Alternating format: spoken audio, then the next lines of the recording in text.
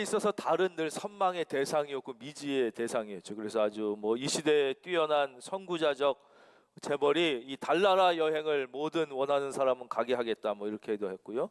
또 일본의 몇 대 재벌이 자기가 달나라 여행을 가고 싶은데 같이 가고 싶은 사람을 선발하겠다. 거기에 선발되면 내가 달나라 여행 비용을 다 대주겠다. 이러면서 달나라는 뭔가 우리의 꿈, 선망, 이 인류에게 있어서 미지의 대상이었습니다.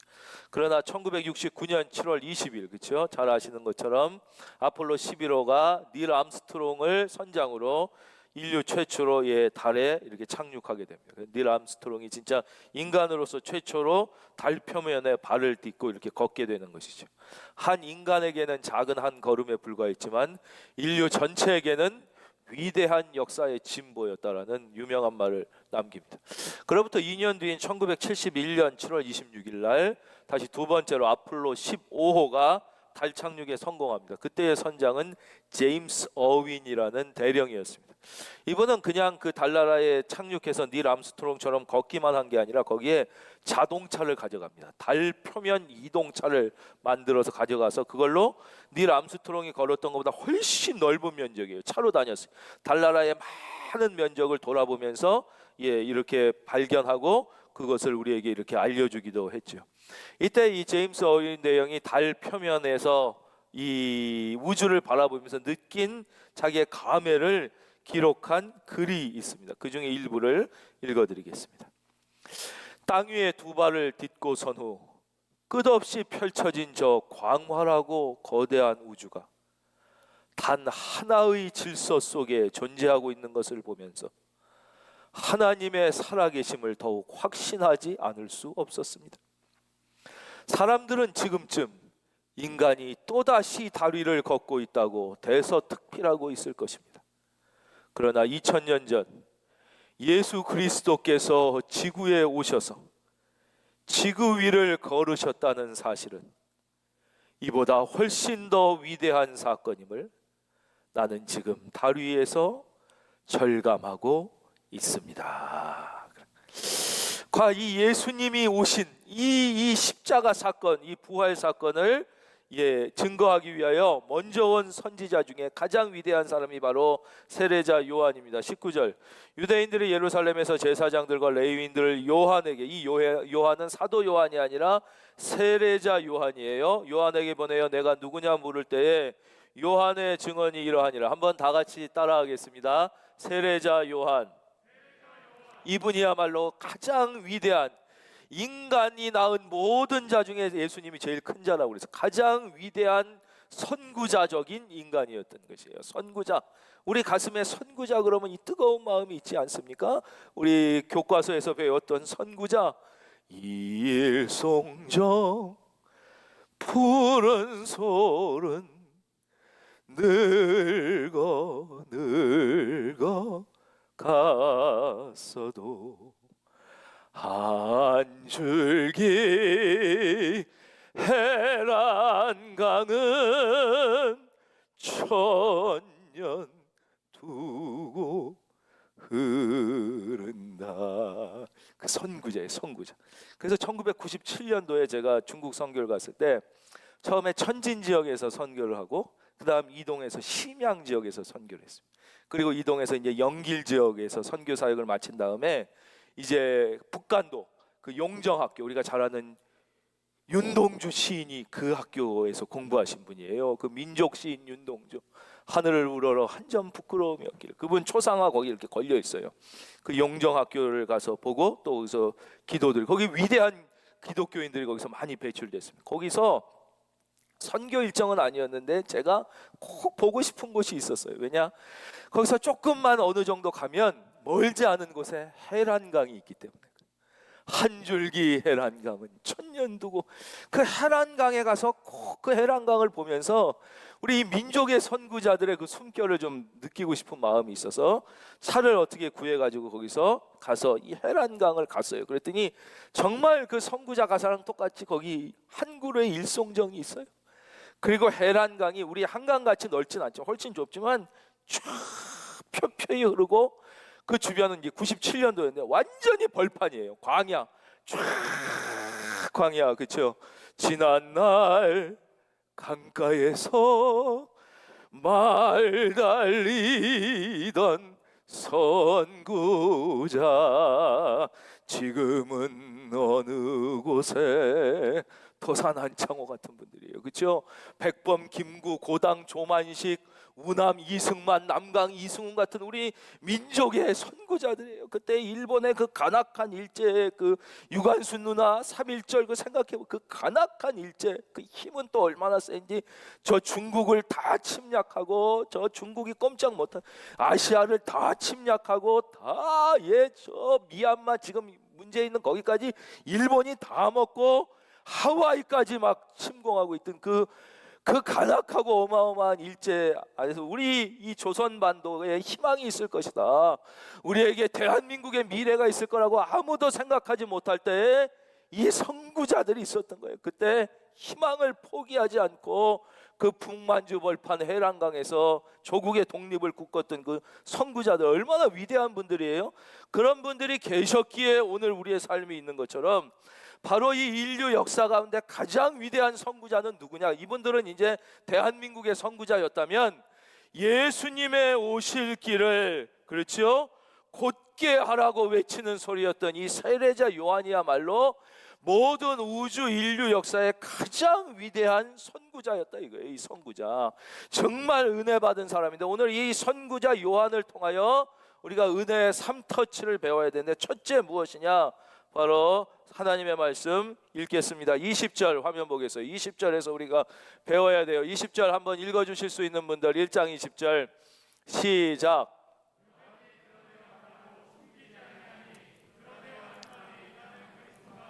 이게 중요한 거예요. 첫째가 분명한 자기 부정이에요. 왜 자기 부정이 필요하냐? 분명한 자기 부정이 있어야 내가 누군지를 아는 거예요. 여기서 요한은 나는 그리스도가 아니라 이거예요. 이거를 강조하면 여기 에고라는 원어가 쓰입니다. 그 의미를 강조해서 번역하면 이렇게 돼요. 나는 예수 그리스도가 결코 아니다 이런 뜻이에요. 여기서 은혜의 첫 터치가 시작되는 거예요. 예수 그리스도가 아니라는 건 뭐예요? 내 안에 생명의 가능성이 없다는 것을 인정하는 거예요. 내 안에 구원의 가능성, 다시 쉽게 말씀드리면 내 안에 나의 현재와 나의 미래를 책임지며 나의 영원을 책임질 수 있는 가능성이 아예 없어. 나는 죄로 말미암아 죽을 수밖에 없는 존재예요. 그럼 나도 책임 못 지는데 내가 누굴 책임져? 내가 무슨 내 가족을 책임지고 내 자녀를 이 착각에서 벗어나야 되는 거예요. 나는 아무리 애를 쓰고 노력을 해도 내 자녀를 제대로 살게 할 가능성이 나에게 없는 거예요. 없는 거예요. 나의 가정과 나의 사업과 나의 미래를 제대로 생명 안에 살게 할 가능성이 나에겐 없다는 것을 분명하게 깨닫는 순간 어떻게 돼요? 그러면 그 가능성은 어디에 있어요? 그 유일한 글은 어디에 있어요? 오직 예수님께 있는 줄로 믿습니다. 그때부터 맡기는 삶이 시작되는 거예요. 맡기는 거. 믿음은 그래서 맡기는 거예요. 내가 누군지를 분명히 보면 자기 부정, 나는 안 된다는 걸 알아요. 내가 내 인생을 책임질 수 없다는 걸 알아요. 그러니까 주님께 맡기는 거예요. 이규호 목사가 큰은혜교회 담임 목사라고 큰은혜교회를 책임질 수 있냔 말이에요. 지 인생도 못 책임지는데. 그래서 주님께 맡기게 되는 거예요.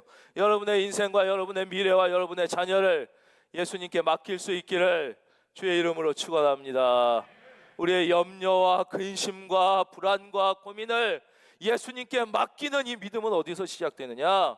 분명한 자기 인식, 즉 자기 부정에서 시작되는 거예요. 나 안에는 결코 나를 구원시킬 능력이 없어.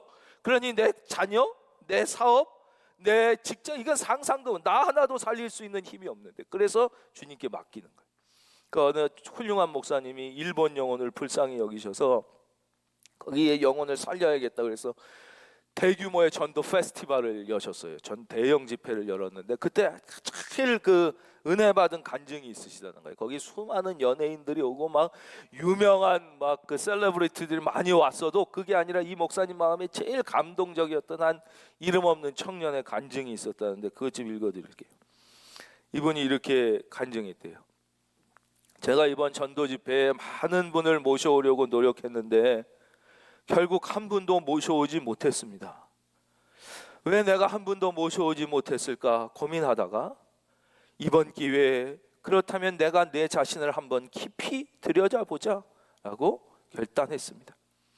그래서 내 스스로를 깊이 들여다보니까 내가 스스로 생각하기를 내가 예수를 믿는 거라고 생각했는데, 예수님을 그래도 잘 믿는다고 생각했는데, 제가 자세히 제 안을 보니 제 안에 예수님을 믿지 않고 있는 부분이 너무 많다는 것을 발견하게 됐습니다. 특별히 맡기는 부분에 있어서, 나의 인생을 주님께 맡기고 염려와 근심을 맡기는 부분에 있어서 나는 너무 예수님을 믿지 못하고 내 스스로 내 힘으로 살려고 하고 있다는 것을 발견하게 되었습니다.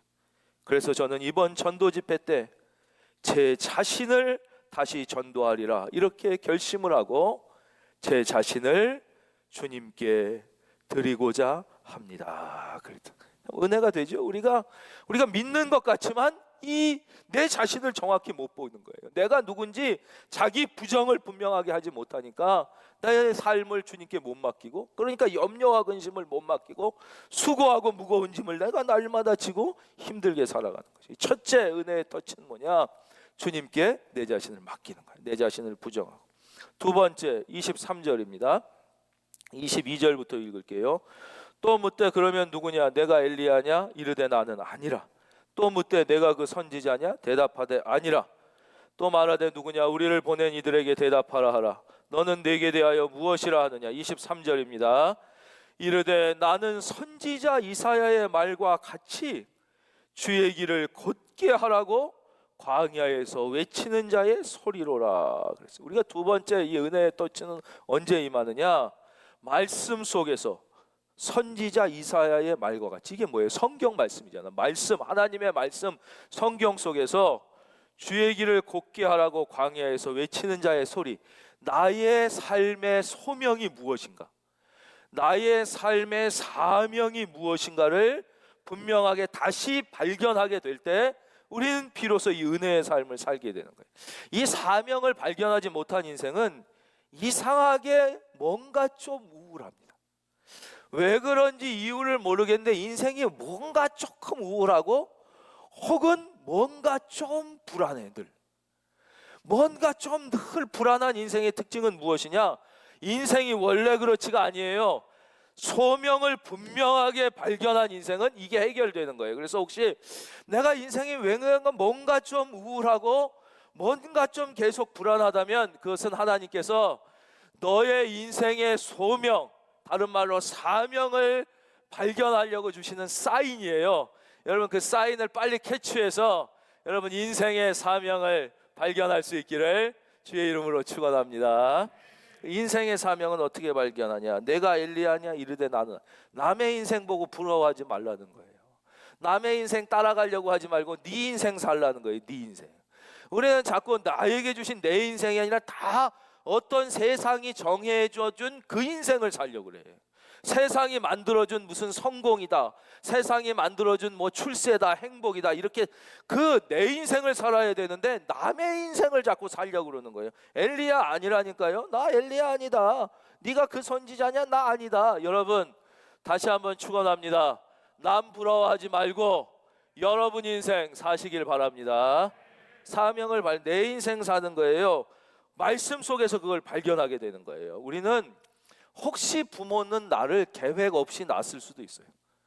혹은 낳고 싶지 않았는데 어쩔 수 없이 태어난 분도 있을 수 있어요. 그러나 부모는 나를 계획 없이 낳았을지라도 하나님은 결코 나를 계획 없이 이 땅에 보내시지 않으셨다는 사실을 믿으시면 아멘. 부모의 계획 없이 이 땅에 태어난 인생은 있지만 하나님의 계획과 섭리 없이 이 땅에 보내진 인생은 하나도 없어요. 그때 우리는 반드시 내 인생의 사명, 소명, 내가 왜 왔는지를 깨달은 인생만이 제대로 인생답게 내 인생을 살 수가 있는 거예요. 한비아라고 유명한 여성 여행가가 있죠. 이분이 막 지구를 여러 바퀴 여행하기도 하고 그래서 책도 내고 그랬어요. 이분이 월드비전이라는 단체에서 국제 긴급 구호 팀장을 하게 됩니다. 그래서 국제 긴급 구호팀이 큰 어려움이 당한 이런 지역에 긴급하게 파송돼 간 거예요. 그래서 아프리카 어디를 파송돼 갔는데 거기 도착하기 전부터 들리는 어느 사람에 대한 소문이 있었다는 거예요. 아주 멋지고 존경받는 그 젊은 외과 의사에 대한 이야기였어요.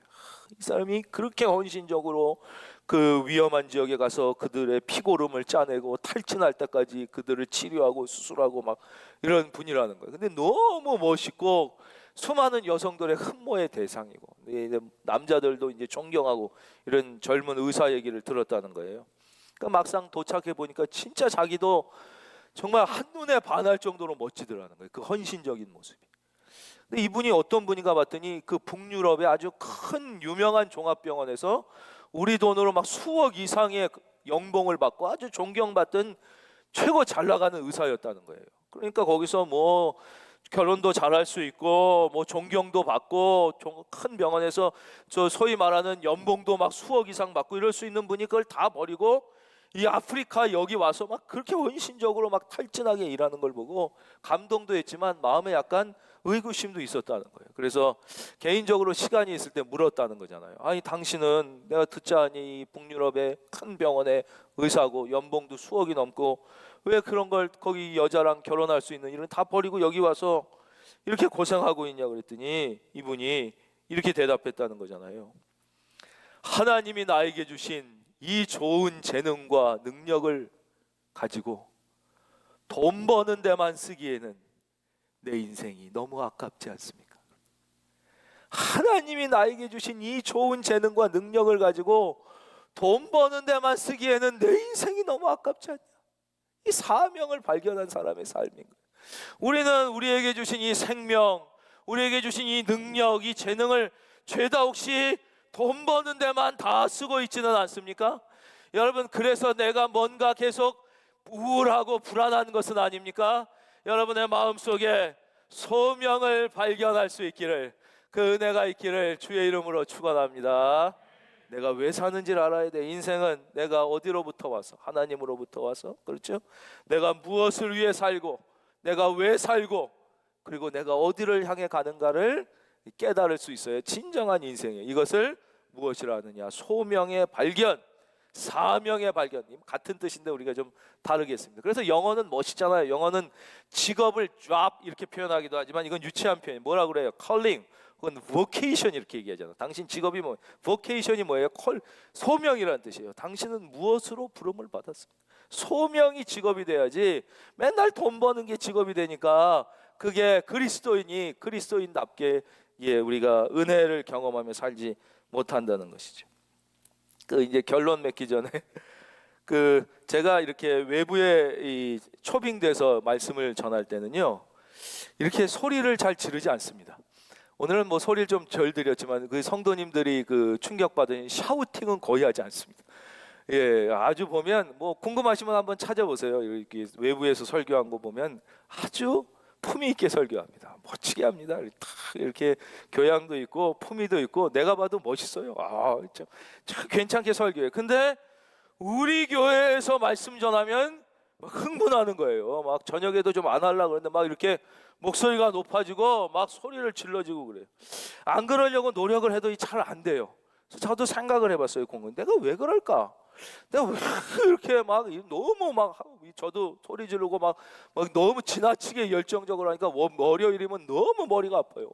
하루 종일 막 너무 머리가 아프고 두통이 오고 밤에는 거의 늘 이렇게 온몸이 막 몸살하듯이 이러는데 왜 그럴까? 근데 생각해 봤더니 제 마음속에 이런 마음이 있는 거예요. 제가 외부에 가서 말씀 전할 때는 뭐 아무리 큰 교회 가든 작은 교회 가든 마음속에 그분들이 다 귀한 성도님들이지만 저는 이분들에게 간식이나 뭐 기껏해야 외식을 드리러 온 거라고 생각하는 거예요. 왜냐? 제가 아무리 잘해도 그 성도님들에게 밥을 주시는 분은 그 교회 목사님이지 저는 진짜 잠깐 와서 간식 드리고 가는 거예요. 아니면 외식 정도예요. 그러니까 잘 먹으면 좋지만 뭐 간식 잘 안 먹는다고 애들이 안 자라는 건 아니에요. 외식 뭐 맛있게 먹으면 잘 먹는다고 건강해지고 튼튼해지는 건 아니란 말이에요. 주식을 잘 먹어야 돼요. 엄마가 주는. 근데 우리 교회 성도님들 앞에서 모시고 제가 말씀 전할 땐 하나님께서 부족하지만 저에게 우리 성도님들에게 영의 양식을 이렇게 제공해 드리라고 저를 세우셨다는 확신, 믿음이 있으니까, 이게 엄마들이 자기 애가 안 먹으면 물론 지가 다 퍼먹어야 건강해요. 그 들고 가서 먹인다고 건강한 건 아니지만 그걸 못 견디니까 숟가락에다 밥 퍼서 김치 올라가지고 계속 이러면서 가서 먹이잖아요. 그죠? 할머니들이 그러잖아요. 근데 그런다고 건강해지는 건 아니거든요. 네가 알아서 잘 퍼먹어야 되는데 엄마는 그거를 기다리질 못해요. 내 새끼니까 이거 어떻게 해도 안 먹으면 그래가지고 가가지고 이걸 그냥 넣어줘야 되는 마음이 저에게 있지 않나, 그런 생각을 해요. 그래서 우리 성도님들은 부족하지만 저를 통하여, 제가 이제 엄마처럼 이 주식을 늘 해서 드려야 영적으로 살 수 있게 하나님이 하셔서 제가 좀 이렇게 막 소리도 지르고 그러는데, 오늘도 혹시 주무시는 분이 있다면, 물론 예배 시간에 주무시면 천국 꿈도 꾸지만 우리 가정에서, 지금 여기는 너무 가정에서 지금 소파에 비스듬히 계시거나 주무시는 분 깨어나시기를 바랍니다. 우리 다 함께 앉으셔서 이제 결론 말씀입니다. 오늘 결론은 우리가 아까 함께 읽지 않은 말씀인데 29절이에요. 이튿날 요한이 예수께서 자기에게 나아오심을 보고 이르되 보라, 세상 죄를 지고 가는 하나님의 어린 양이로다. 여기서 우리가 집중하여 은혜를 나누고자 하는 단어는 보다라는 단어예요. 한번 따라해 주세요. 보고, 보라. 여기서 이 보다라고 우리말로 번역된 이 단어는 그냥 본다는 게 아니라 마음을 기울여 본다는 거예요. 데아오마이라는 단어는 마음을 기울여 본다. 그럼 우리말에는 그냥 본다 이거 하나인데, 도대체 이 그냥 보는 게 아니라 마음을 기울여 보는 게 무엇일까? 그리고 우리가 이 마음을 기울여 주님을 볼 때 어떤 것이 보이는가? 세상 죄를 지고 가는 하나님의 어린 양이 보이는 거예요. 마음을 기울여 주님을, 이거는 다른 말로 세상 죄를 지고 가는이 아니라 나의 죄를 지고 가는 예수님이 보이는 거예요. 왜냐, 이 세상 죄의 가장 가운데는 나의 죄가 있기 때문에 그래요. 나의 죄. 우리가 마음을 기울여 주님을 볼 때 바로 나의 죄를 지고 가시는 예수님을 발견하게 되는 것이죠. 보게 되는 거예요. 그러니까 이 성 어거스틴 같은 분은 예수님을 믿다가 깊은 고민에 빠지게 된다고 말씀드렸잖아요. 그래, 예수님께서 우리 인간의 죄를 지고 십자가에 못 박혀 죽으신 것을 내가 믿는다. 그런데 만약에 이 지구의 모든 사람이 죄가 없고 예수님의 십자가에 못 박혀 죽지 않으셔도 다 착하게 살고 다 구원을 받을 수 있다면, 그리고 오직 나 하나만 이런 죄인이었다면, 그래도 예수님은 십자가를 치셨을까? 과연 모든 인간 중에 딱 나 하나를 위하셔서도 예수님을 십자가를 치셨을까? 깊이 고민합니다. 그리고 깊이 묵상하고 깊이 말씀 속에 들어가게 되죠. 옛날에 이 위대한 이 인류의 스승들은 이 깊은 묵상을 통하여 선함적 지혜를 깨닫게 되잖아요. 하나님과 연결되어진 그 마음속의 기쁨. 그래서 마침내 깨닫죠. 그렇다, 이 지구상의 모든 사람이 죄가 없고 오직 나 하나만 죄를 져 구원받아야 할 존재였다 할지라도 예수님은 기꺼이 나를 위하여 십자가를 지셨을 것이다. 그래서 바로 이 세상 죄는 나의 죄예요. 그래서 우리가 예수님을 이게 제대로 마음을 기울여 보게 되면 내 자신을 보게 되는 거예요. 예수님이 나의 거울이 되고 내 속의 죄를 보게 돼요. 내 속의 죄, 내 죄, 내가 어떤 존재 알게 돼요. 그래서 성경에 보면 가늠하다 잡혀온 여인이 있잖아. 그때 가늠하다 잡혀오면 다 돌로 쳐서 때려 죽이게 돼 있어요. 다 사람들이 저녀는 나쁜 년 죽여야 된다, 죄인이다, 그걸 다 돌을 들고 죽이려고 그럴 때 예수님께서 땅바닥에 뭘 쓰시잖아요. 그러면서 뭐라 그래요? 너희 중에 죄 없는 자가 먼저 돌로 치라고. 그러니까 그 예수님을 보게 되니까 사람들이 다 자기 안에 이 죄를 보게 돼요. 그전에는 자기 죄는 안 보여요. 사람들은 내 죄는 안 보이고 다 남의 죄만 보여. 다 저 투기꾼들, 다 사기꾼들, 다 욕심쟁이들, 다 못된 놈들, 다 거짓, 다 세상은 죄 천지고 다 나쁜 놈들은 보이고 죄인은 보이는데 문제는 내 죄는 안 보여. 그래서 내 죄가 사함 받아야지 내가 살 수 있는데 내 죄는 안 보이고 남의 죄만 계속 보이는데, 예수님을 보게 되면 어떻게 되느냐? 내 안에 죄가 보이게 되는 거예요. 그러니까 이 사람들이 자기 죄를 보게 되니까 다 돌을 내려놓고 떠나게 되는 거죠. 우리 예수님을 통하여 내 안에 죄를 보게 될 수 있기를, 그래야 내가 살 수 있기를, 내 여러분이 살 수 있기를 바랍니다. 그럼 어떻게 우리는 이렇게 마음을 기울여 본다는 걸 어떻게 설명드릴 수 있을까? 우리말에도 그 단어가 있더라. 우리가 그냥 본다, 육체의 눈으로 본다 그럴 땐 우리가 한자로 볼 견자를 씁니다.